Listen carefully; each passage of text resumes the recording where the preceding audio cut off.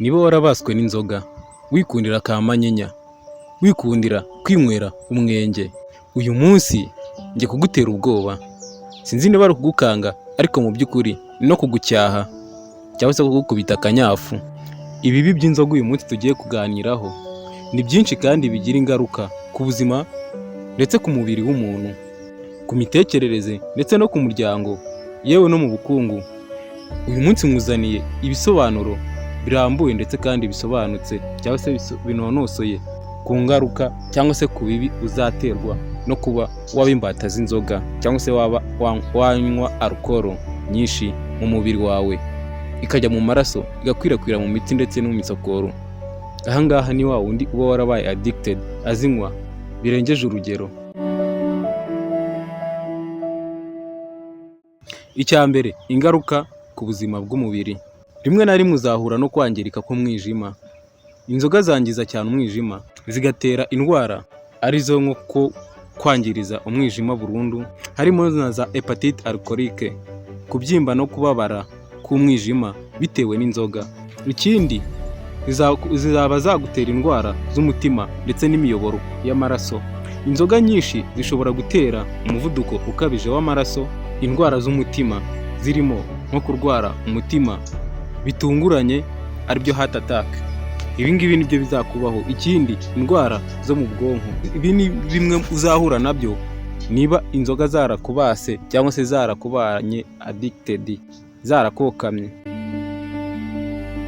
Buriya inzoga zigira ingaruka ku bwonko, zigatuma mu by'ukuri wibagirwa byihuse, kugabanuka k'ubushobozi bwo gutekereza ndetse no gufata ibyemezo rimwe na rimwe, kwangirika k'uturemangingo tw'ubwonko brain cells.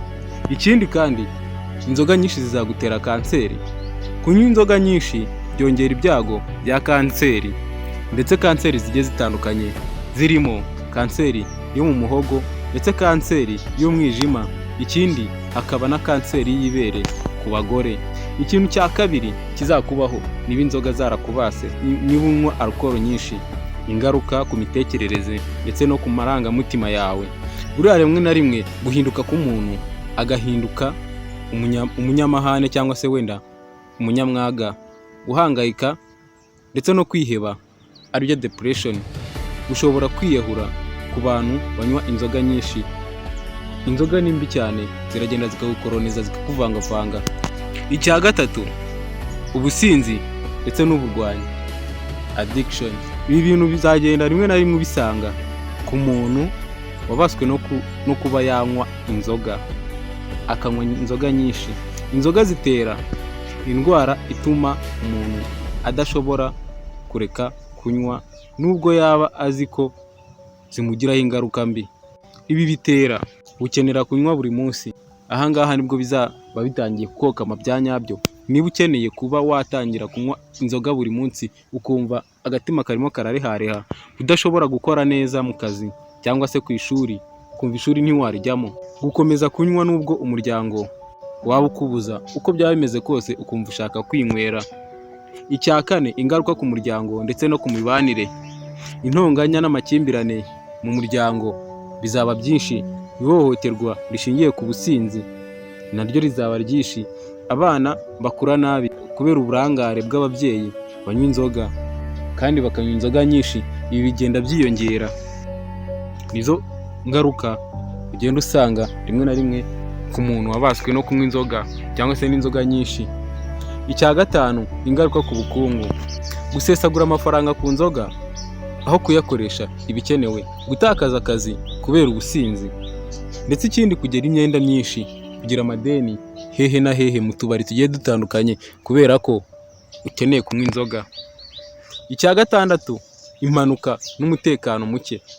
Impanuka zo mu muhanda ziterwa rimwe na rimwe no gutwara imodoka wasinze, kugwa no gukomereka udakuyeho no kuba wahasiga ubuzima, kwishora mu bikorwa bibi kubera ko wasinze, ndetse no kubura ubushishozi. Ibi byatewe no kuba wanyweye inzoga. Rimwe na rimwe uzaba ufite umugore, nujya kunywa agacupa umaze kugashyiramo kagutegeke kujya gusambana, kagutegeke kujya mu ndaya, ufite wa mugore wawe. Nugera mu ndaya hari igihe uzahurirayo n'ibintu bibi ishobore kuba yagukomeretsa, cyangwa se wenda ishobore kuba yanakwambura n'utwo dufaranga umuryango wawe wari kurwarizaho. Icya karindwi ari nawo mwanzuro twanafata cyangwa se twarebera hamwe nk'ibi bintu bitandatu tumaze kubonera hano hejuru. Umwanzuro twafata, nubwo hari abavuga yuko kunywa inzoga nkeya bishobora kutagira ingaruka zikomeye, kunywa nyinshi cyangwa se kunywa buri gihe bigira ibibazo byinshi ku buzima bw'umuntu, ku muryango ndetse no ku buzima rusange. Kwifata no kwirinda ubusinzi ni ingenzi cyane mu kurengera ubuzima. Reka ngushimire cyane wowe wakomeje kubana nanjye n'iki kiganiro kitari kirekire twise kunda ubuzima bwawe. Mwabanaga muri iki kiganiro nitwa Gisa, wakoze kunkurikirana. Niba wakunze iki kiganiro kora like, ikindi kandi niba utarakora subscribe yitwa Gasugi TV, reka nkushishikarize kuba wayikora ndetse ukande kunzogera kugira ngo ikiganiro tuzakora ubutaha kizakugerere ku gihe. Mwakoze cyane.